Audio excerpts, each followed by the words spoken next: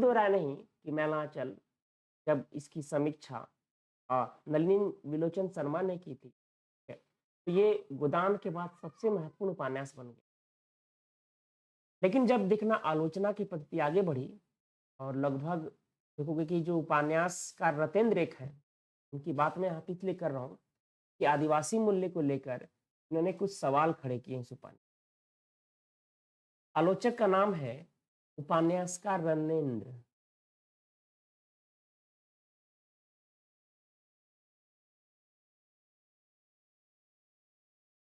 रनेंद्र ये रेणु को लेकर कुछ लिखते हैं, ठीक है, तो उसको बहुत ही विस्तार विस्तृत है, उसकी पूरी बात मैं नहीं करूंगा, कुछ ऐसे पॉइंट्स उठाऊंगा जो शायद आपने इस उपन्यास को पढ़ते हुए शायद आपने समझा होगा या फिर हो सकता है अनभिज्ञता आपने दिखाया होगा। यहाँ पर उन्होंने कई आपत्तियां दर्ज की थी मैलांचल को, और ये आपत्तियां ऐसी नहीं थी कि जिसको हम एक निराधार मान सकते हैं, ठीक है? तो इन्होंने कुछ आपत्तियां दर्ज की इस उपन्यास पर। ये आपत्तियां ऐसी थी जिसको हम निराधार नहीं मान सकते, खुद भी उपन्यासकार थे। तो इन्होंने इतना जरूर कहा कि ये जो उपन्यास का हम जो पाठ कर रहे हैं वो इस कदर नहीं किया जाना चाहिए कि जिस तरह की जो संथाल आदिवासी जो संचेतना वाली बात, उनकी उपस्थिति है, उनका जो संघर्ष है, उनकी संस्कृति है, उनकी जो अपनी एक ग्रामीण जीवन की जो रहन सहन की चीजें हैं, वो संक्षिप्त है लेकिन एक बहुत ही महत्वपूर्ण हिस्सा है। लेकिन यहाँ पे नरेंद्र चूंकि इसलिए भी महत्वपूर्ण हो जाते हैं कि आदिवासी मूल्यों के लेखन के बहुत बड़े कवि हैं, ठीक। तो इनको क्या लगता है कि जो चित्रण किया गया अनावश्यक है, ये एक अनुचित है, विडंबनापूर्ण है। और इसीलिए देखना कि उन्होंने कई सारी बातें कही यहाँ पर रेणु जी के इस उपन्यास में, जिसमें आपको पता है कि कुछ चीजों का मैं जिक्र करूंगा जो आपको समझना चाहिए। इसमें आपको पता है जो संथाल आदिवासियों की बात हो रही है इस उपन्यास में,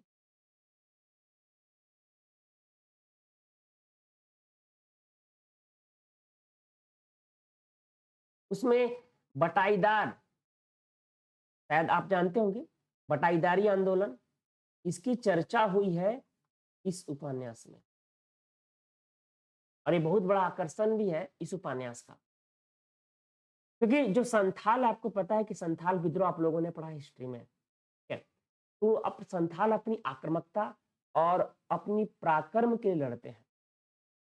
लेकिन यहाँ पे क्या दिखाया गया, जमींदार है, वो क्या है, वो बड़ी आसानी से इनको पराजित कर देते हैं। तो सवाल यहीं से खड़ा होता है, यानी कि जो संथाल आदिवासी थे, आपने संथाल पढ़ा होगा, विद्रोह, तो जाहिर सी बात है, इस बात को लेकर ही पहला जो रणेंद्र का जो विमर्श है वो स्थापित होता है, वहां शुरू होता है। इसीलिए वो लिखते हैं कि जो मैलांचल जो उपन्यास है, जिसमें लेखक ने जो मंशा जाहिर की, जो चीज लिख रहे हैं, वो बड़ी सकुचाती हुई दिखाई देती है। क्योंकि संथालों का जो बटाईदारी जो दारी आंदोलन है, वो स्वर्णिम इतिहास में दर्ज है, और रेणु उस पे ही सवालिया निशान लगाते हैं। यानी कि इनका कहने का मतलब यह है कि जो आंदोलन है, जिसको इतिहास में दर्ज किया गया है, उसकी उपस्थिति इस उपन्यास में कैसी है, नगण्य है, उस विमर्श के आधार पर नहीं है, उस रूप में उसको रेखांकित नहीं किया गया है। तो यहाँ पे बात लिखते हुए कहते हैं कि सिरमौर कथाकार के दिमाग के किसी कोने में जमीन मालिक होने का कहीं अहम भाव तो छुपा हुआ था, और जो बटाईदारों पर शाश्वत अविश्वास की ग्रंथों से ग्रस्त था। यानी ये सवाल यहाँ पे खड़ा करते हैं कि इनके दिमाग में चीजें नहीं चल रहा था, क्योंकि जाहिर सी बात है कि हमारे समाज में ये चीजें विद्यमान थी। दूसरी जो चीज विद्यमान थी वो थी कि हमारे यहाँ जन्मना जाति प्रथा की व्यवस्था थी, और उसकी तलाश में संथाल आदिवासी समाज से भी करता है। और जाहिर सी बात है कि ये जो चीजें हैं, ये कहीं ना कहीं एक अजनबियतपन, अनजाने की वजह दिखाती।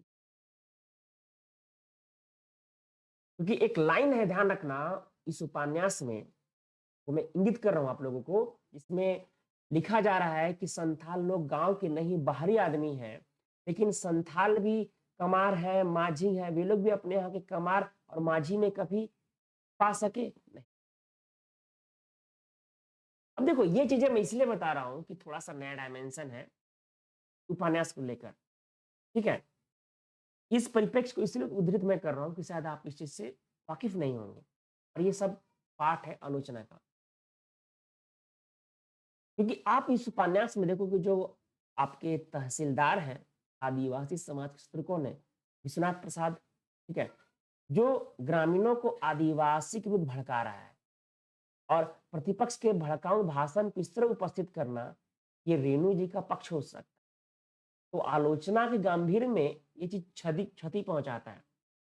और यहाँ आगे वो खुद भी लिखते हैं लेखक रविन्द्र कि डॉक्टर प्रशांत को लेकर भी कहते हैं कि वो भी निहायत घटिया किस्म का आदमी सिद्ध हुआ क्योंकि उसने उपन्यास में कहा है कि देखने में कैसा बम भोला था, मालूम होता है देवता है। भीतर ही भीतर इतना बड़ा मारखू आदमी था, तो कौन जाने जोतकी काका ठीक ही कहते थे। यानी कि इसके माध्यम से आपको पता है कि जब डॉक्टर प्रशांत जो है, जो संथालों आदिवासी के प्रति सहानुभूति वो दिखाना शुरू कर रहे हैं, तो उनको गिरफ्तार कर लिया। क्योंकि यहाँ पे पुलिस ने जो दुष्प्रचार किया था, इसी बात को दोहरा रहे थे। तो कहीं न कहीं जो वर्ण व्यवस्था जो चीज़ें थी, उस चीज़ को हो जा रहा है।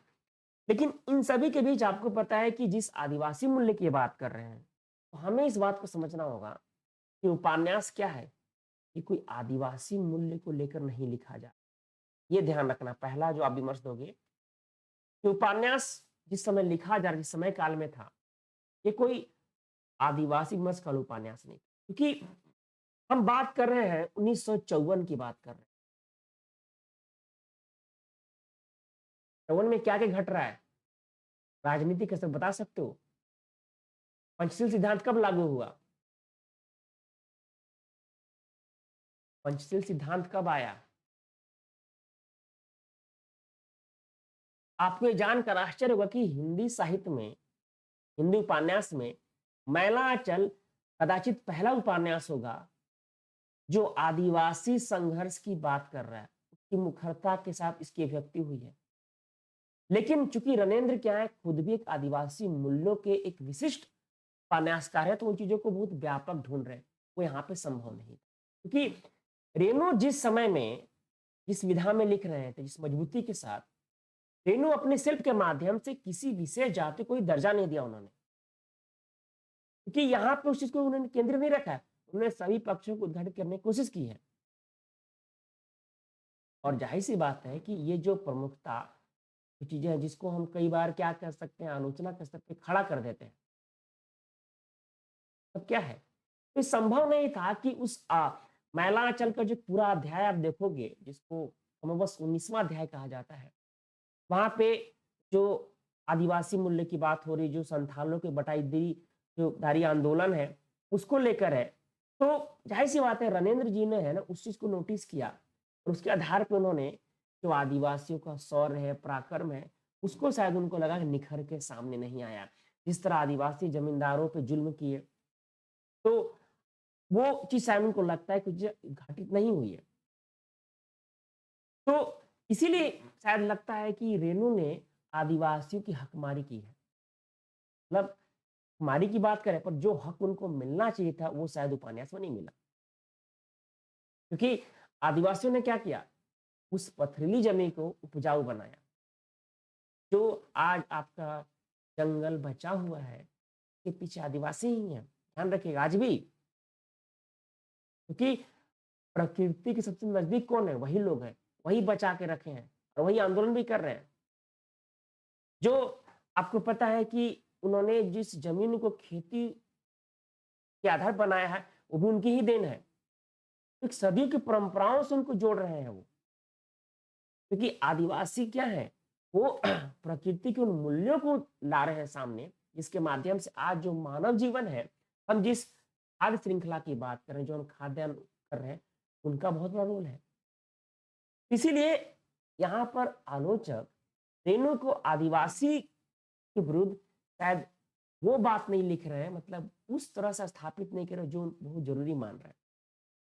इस वजह से कई बार इन चीजों को लेकर बहुत आलोचनाएं हुई। इसको मैं बहुत ही संक्षेप में समझा रहा हूँ आप लोगों को, कि इसको हम बहुत ज्यादा व्यापक नहीं कर सकते हैं। तो मान लो कभी सवाल बनता है, उभरता है आलोचना में, तो ये सब बातें हम वहां पे लिख सकते हैं। इसमें और बहुत सारी बातें हैं, तो वो मैं आपसे नहीं बता रहा हूँ क्योंकि ये बहुत लंबी हो जाएँगी। तो एक विशेष बात जो मैं आप लोगों को बताया, ठीक है? अब एक और चीज़ है जो मैं आप लोगों को अ, बताना चाहूँगा, वो आलोचना के स्तर पर।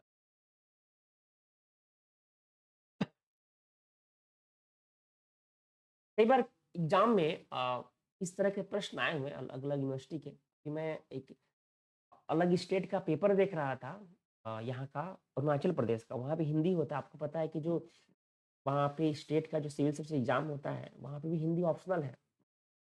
मैं कुछ पेपर देख रहा था वहाँ का, तो मुझे 1-2 क्वेश्चन्स मिला। अब देखोगे कि जो मैलांचल है, आपको पता है कि उन्होंने जब इस उपन्यास को लिखा और फणीश्वरनाथ रेणु जो हैं, उन्होंने इसका जो सृजन स्रोत है, उसको उन्होंने क्या किया कि जब कोई किसी पार्टी का सदस्य हो, ध्यान से सुनना इस बात को, स्वयं कहते हैं कि जब कोई किसी पार्टी का सदस्य हो, उसका अनुभव और विचार भी उस पार्टी के होंगे, ठीक है? किसान मजदूरी में काम करने से मुझे कम फायदे नहीं, बल्कि सच पूछिए तो राजनीति ने मुझे बहुत दिया। अपने जिले के गांव-गांव घूमा, लोगों से मिला, उनके सुख-दुख से परिचित हुआ, चंदे वसूले। उन अपनी सक्रियता के कारण, ये ध्यान रखना, ये स्वयं लेखक कह रहे हैं। उन्होंने इस उपन्यास के सृजन स्रोत की तरफ इशारा किया हुआ है। उन्होंने अपनी सक्रियता के कारण साथियों के साथ गाँव में रात के वक़्त भी डेरा डालते थे। रात में दूर से कहीं ढोलक, छाछ पर गाने का जो स्वर लहरियाँ हैं उनको सुनाई दे रहा है और कई बार वो अपने दोस्तों को वहीं छोड़कर चले जा रहे हैं। जो विदेशिया, कहीं जालिम सिपहिया, किसी गाँव के नंदी भौजाई गीत, ये सब देखकर उनको अचरज और आश्चर्य मुग्ध हो जाते थे। आज भी मैं आपको बता दूँ कि लेखक ने जिस बात की कल्पना की अर्थात लेखक ने इस उपन्यास में इसे सृजन स्रोत माना है, उसकी बात कर रहे हैं।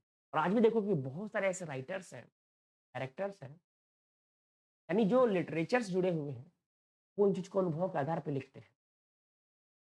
मैं कई ऐसी चीज़ें बता सकता हूँ, आज के दौर के भी बहुत सारे ऐसे राइटर्स हैं, डायरेक्टर हैं, जिसकी खो जाने के लिए वहाँ तक जाते हैं। आपको एक चीज़ बता रहा हूँ, यदि आपने मूवी देखने का शौक है आपको, 2 बीघा ज़मीन देखना, वो इसलिए बता रहा हूँ क्योंकि आपके साहित्य से भी जुड़ा हुआ है। भीष्म साहनी के भाई हैं बलराज साहनी। भीष्म साहनी बता दूँ आपके सिलेबस में है और उन्होंने भी अभिनय किया हुआ है। बलराज साहनी ने स्वयं भी प्रोफ़ेसर थे याद रखना यूनिवर्सिटी में। उन्होंने जब 2 बीघा ज़मीन कर रहे हैं, उस फ़िल्म में जो दृश्य था, दृश्य में ये था कि उनको कोलकाता की सड़कों पे उस समय रिक्शा था, वो चलाना था उनको और चूँकि वो ज़ाहिर-सी बात अभिजात वर्ग के व्यक्ति थे,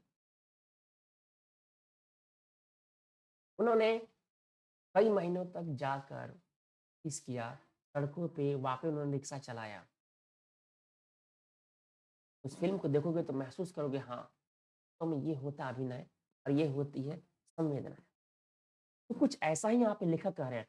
अब ये चीज़ मैं इसलिए बता रहा हूँ क्योंकि ध्यान रखना कि जिस हिंदी आलोचना में महिलाचार का जो मूल्यांकन हो रहा है, उसमें कुछ आरोप लगे। कुछ आरोप मैंने पहले बताए क्योंकि महिलाचार का जब प्रकाशन हुआ तो 2 बड़ी घटनाएँ घटी। यानी कि 1954 में जब ये रचना आ रही है, 2 घटनाएँ घट रही है। आपको आश्चर्य होगा कि रेणु के ऊपर मानहानि दायर किया गया। पहला, उनको मानहानि, दूसरा क्या हुआ कि उनके जो उपन्यास मैलांचल था, इसको सथीनाथ, राइटर का नाम जान लो, सथीनाथ हदड़ी,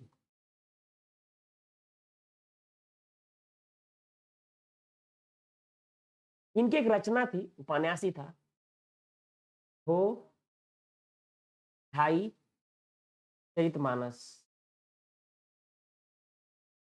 ये रचना, शायद नाम नहीं सुना होगा आपने भी। इन्होंने कहा कि इसकी नकल है, ठीक है? एक महोदय ने तो ये भी कहा कि जो भादुरी जी जो पत्राचार पत्राचार हुआ, तो उनके प्रश्न का उन्होंने जवाब भी दिया।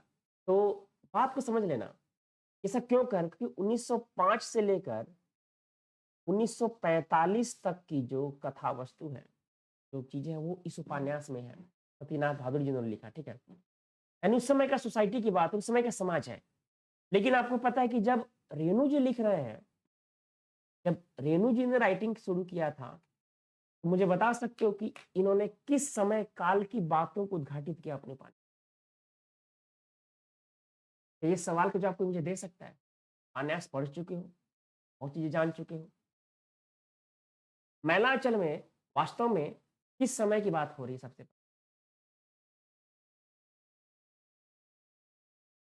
ये समकालीन ही है।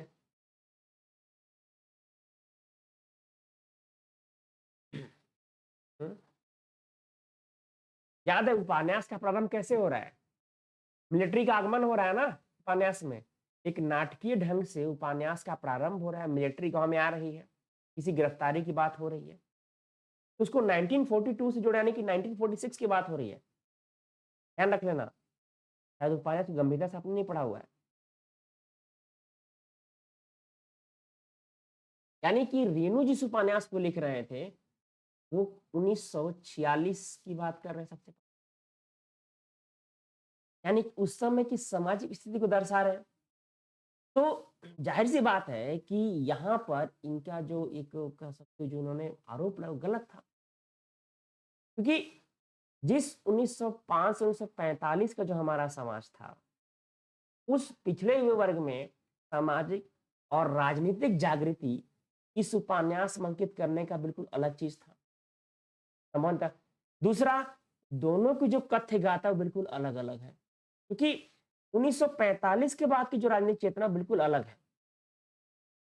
तो यहाँ पे जिस लेखक ने आरोप लगाया, वो नितांत ही गलत था। मैं केवल एक नॉलेज के लिए बता रहा हूँ आप लोग पूछेगा नहीं पैसे, पर आपको जानना चाहिए। यानी कि मैला आंचल एक मौलिक कृति है। इसके लेखक पर जो आरोप लगा वो सब क्या है? बेकार है क्योंकि हम जिस रचना की बात कर रहे हैं, जो इन्होंने सत्यनाथ भादुड़ी ने लिखा था, वो कैसा नाटक है? वह उपन्यास एक धार्मिक रूपक की तरह है। रामचरितमानस से साफ समझ में आ रहा है। पहली बात, कैसा है? ये एक धार्मिक चीज़ें हैं,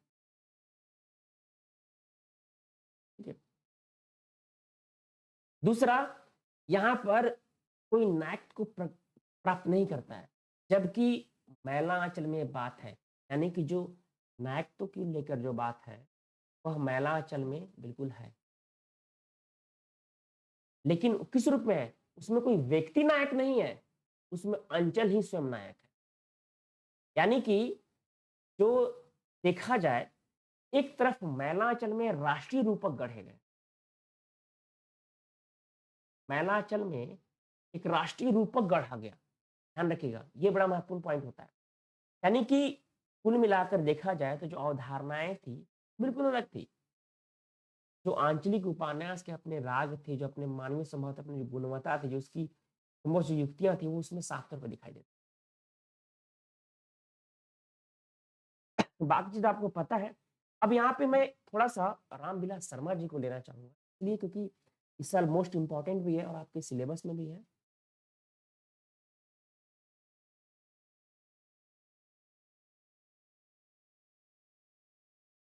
आपको पता है कि हिंदी साहित्य जगत में बहुत महत्वपूर्ण आलोचक है और इन्होंने एक लेख लिखा था, लेख का नाम इसलिए बता रहा हूँ ताकि कोट कर सकूँ अपने आंसर राइटिंग में, ठीक। प्रेमचंद की परंपरा और आंचलिकता, इनका लेख है, इसका ज़िक्र ज़रूर करना। ये रामविलास शर्मा जी का लेख है अपना, ठीक है? और इन्होंने इस उपन्यास में मतलब सॉरी लेख में मैलांचल की बहुत तारीफ़ की है। उन्होंने बहुत सारे उसके जो एसेंस हैं, जो उन्होंने उसकी खुल के तारीफ़ की है, उसपे बहुत कुछ उन्होंने कहा हुआ है। और लेकिन यदि संपूर्णता के स्तर पे जाकर देखोगे, ठीक है? तो उन्होंने इसे कमज़ोर उपन्यास माना। बात को समझ लेना। कुछ अंश है जिसकी क्या कर रहे हैं? तारीफ़ कर रहे हैं और संपूर्णता के स्तर पे क्या मान रहे हैं? इसे कमज़ोर उपन्यास मान। इन्होंने किस आधार पे समझ लेना, मैं पॉइंट वाइज़ लिख दे रहा हूँ, ठीक है? वर्णन पद्धति जो इनकी शैली थी रेणु जी की और चित्रण पद्धति। ज़िक्र करोगे इन सब बातों का।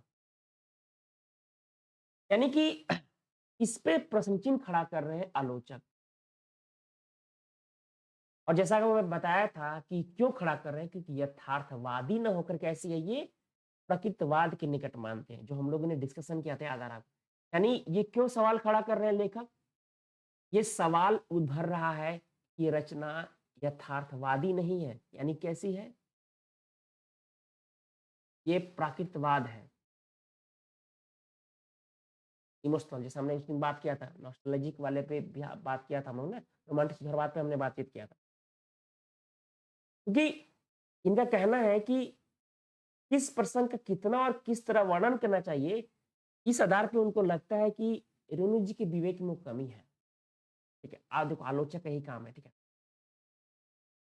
उनका यहाँ तक था कि जो उनका मूल्य जो था, वो निर्णय दिया उन्होंने कि इस उपन्यास में, उपन्यास की जो आस्था है उपन्यासकार की, वह जनता और उसके राजनीतिक कार्यवाही में नहीं है। वो लिखते हैं कि आंचलिकता के नाम पर जो कुछ लिखा जाए, वो कभी सच नहीं होता। जनता के अंधविश्वासों को बढ़ा-चढ़ा कर दिखाया गया, आरोप, ठीक है। जमींदार के अत्याचारों को कम दिखाया गया है और लास्ट में आपको पता है कि उसका हृदय परिवर्तन कर दिया गया है। जो राजनीतिक पार्टियां हैं और उनकी जो दोषी अतिरंजित जो क्रियाकलाप है, तो उनका गुंडागर्दी जो चीजें हैं, आपको पता है, उनकी बात है कि उसको नजरअंदाज कर दिया जिस लेवल पे उसको करना चाहिए। और क्योंकि आज आपको मैंने पहले बताया कि जो उपन्यास का प्रारंभ हो रहा था, जो पहला हिस्सा है उपन्यास का, ठीक है, वो पहला हिस्सा कितना है, आजादी से पहले का है। यानी उपन्यास का जो पहला हिस्सा है वो आजादी के पहले का है। तब आपको पता है कि जो सोशलिस्ट, वो कांग्रेस में ही थे। समझ लो, बड़ा सवाल खड़ा कर रहे हैं। यानी आजादी से पहले था। जैसे आज देखोगे कि जो सत्तासीन पार्टी में है, वो पहले भी तो भूतपूर्व कांग्रेसी थे, बहुत सारे हैं, ठीक है। तो कहने का मतलब यहाँ पे देखो लेखक क्या सवाल, सॉरी आलोचक सवाल खड़ा कर रहे हैं कि क्योंकि आजादी से मिलने के पहले की जो एक हिस्सा है उपन्यास में, तो तब तक सोशलिस्ट कांग्रेस में ही थे। लेकिन उपन्यास में इनका चित्रण इस तरह के कि मानो कांग्रेस से उनका कोई संबंध ना हो। एक सवाल खड़ा करते, ये सब पॉइंट लिख दोगे, एग्जामिनर समझ जाएगा कि बहुत अलग पढ़ के आया लड़का। तो इसके बाद देखना कि ये तो रामविलास शर्मा जी की बात है। एक और आलोचक हैं, अ, वो लिखते हैं कि जब ये पहला चला रहा था, यानी कि उसमें उन्होंने जो कमियां बताई, उसकी बात मैं केवल कर रहा हूँ, तो इसको मेंशन कर सकते हो कि उन्होंने कहा कि उस समय साहित्य में बढ़ रही प्रवृत्तियों को स्वीकार कर रहे हैं और लिखते हैं कि लेकिन उपन्यास को पढ़कर समाप्त करने के बाद क्या असर रह जाता है, सवाल पढ़ने के बाद क्या असर रह जाता है, ध्यान रखना। क्या कोई तीव्र रसानुभूति असर छोड़ नहीं जाती? पात्रों को जिस बदतर स्थिति में लाकर पटक दिया जाता है, सारा वातावरण जैसा तैसा बना दिया जाता है। लगता है यदि लेखक ने अपनी यही शक्ति काश पात्रों की स्वाभाविक व मानवोचित भावनाओं को रंगने में लगाई होती, तो न सिर्फ रसोत्पादकता की अनुभूति का परिपाक होता, निसंदेह लेखक में लिखने की शक्ति एवं कला है, लेकिन रास्ता उसका चूक गया। यथार्थवादी बनने के माया जाल में ऐसा उलझ गया कि हर पात्र की निम्न भावनाओं को उतान रूप दिए बिना वह चित्रों का एक सजीव और यथार्थ वर्णन करने की कोशिश हो रही है, ऐसा मान लिया जाता है। यानी कि पाठक सोचता है कि जो पात्र नया आता है, क्या उसका दूसरों के साथ अनुचित संबंध तो आगे जाकर लेखन में दिखाएगा, ऐसा आशंका होने लगता है। ये दो तीन आरोप हैं और जो मैलांचल पे लग रहा है और कुछ सवाल जो खड़े हो रहे हैं, जो अलग अलग आलोचक कर। अब एक और जो सवाल है, वो इसलिए उभर रहा है, मैं बताऊं कि जो कर्नाटका का जो धर्मस्थल है, जहाँ पे बिहार की बात, तो एक सवाल मैं आपको दिखा रहा हूँ, आलोचकों का दृष्टिकोण, कि इस उपन्यास में द्रोणाचार्य पे बात हो रहा है और डॉक्टर इंदु प्रकाश जो आलोचक वो लिख रहे हैं, वो कह रहे हैं कि उनकी आपत्ति इस बात को लेकर कि इस उपन्यास में जो मठ और मंदिर में जो होने वाला यौनाचार है, इसका चित्रण रेणु कर रहे हैं, उसको तर्कसंगत नहीं मान रहे। क्योंकि उनका कहना ये है, देखो तो ये आपको पता है कि कई बार क्या होता है, आलोचक लोग भी धर्म संप्रदाय से प्रभावित रहते हैं। उनका ये कहना है कि रेणु ने उसको बढ़ा-चढ़ा कर वर्णन किया। उनकी मान्यता है कि मठों में चोरी-छुपे कभी-कभी व्यभिचार तो है, परंतु ये नियम नहीं अपवाद है। बात को समझ लेना। स्वीकार तो कर रहे हैं कि हाँ, ऐसी स्थिति है, बात को समझ लेना। लेकिन ये क्या है, नियम मतलब हमेशा ऐसा नहीं।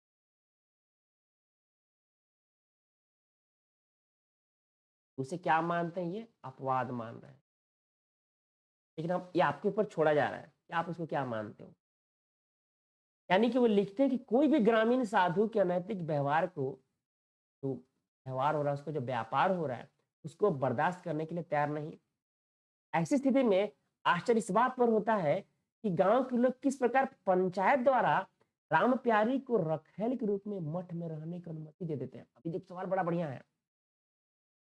गांव के लोग इस चीज को बर्दाश्त तो नहीं कर पाते हैं। यदि देखा जाए, जब ये बात निकल के सामने आती है तो कोई बर्दाश्त नहीं करता, लेकिन उसी राम प्यारी को रखेल के रूप में मठ में रहने की अनुमति दे देते हैं। मठ क्या कोई साधारण पूजा स्थल तो नहीं है। का महान मठ से संलग्न 900 बीघा का जमीन का मालिक भी है। ऐसा व्यक्ति भोग विलास हेतु कोई भी ग्रामीण समाज किसी एक टोले किसी एक जाति की औरत को मठ में नहीं रहने देगा। तो यहाँ पे कहने का मतलब यह है कि जो माइथोलॉजिकल जो चीजें हैं, जो धार्मिक व्यभिचार है, जो भ्रष्टाचार इसके अंदर छिपा हुआ है, उसको ये मानते हैं कि एक टाइपोलॉजी टाइप में उन्होंने इसका विस्तार दे दिया है। यानी कि जो उपन्यास के आवश्यक परिप्रेक्ष्य के महत्वपूर्ण भले ना हो, लेकिन शायद यथार्थ दृष्टि से कमजोर प्रतीत होता है। लेकिन ये तो देखो आलोचक का दृष्टिकोण है। लेकिन हमें इस बात को समझ, हमने पहले भी डिस्कशन किया हुआ है कि इस उपन्यास के माध्यम से बहुत सारे मूल्यों की बात, बहुत सारी चर्चाएं हो रही हैं।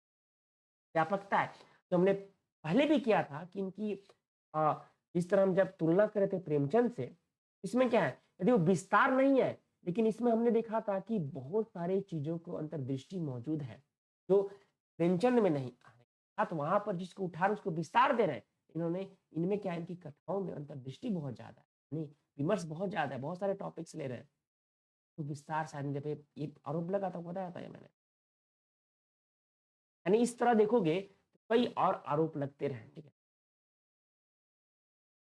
तो ये कुछ चीजें हैं जिसमें और बहुत सारी बात, जिसको मैं नहीं लूंगा क्योंकि फिर चीजें ये हो जाएंगी कि आप कंफ्यूज हो जाओगे। तो कुछ बातें थी जो शायद आपको जानना चाहिए था, जो शायद आप नोट्स में या फिर आपने चीजें से नहीं जाना होगा, इसलिए ये चीजें इंपॉर्टेंट। क्लियर है यहाँ तक सबको? तो मैंने बताया कि जो नए आलोचना आ रहे हैं, जिसमें नई बातें आई हैं उपन्यास को लेकर, वो दृष्टि क्लियर है।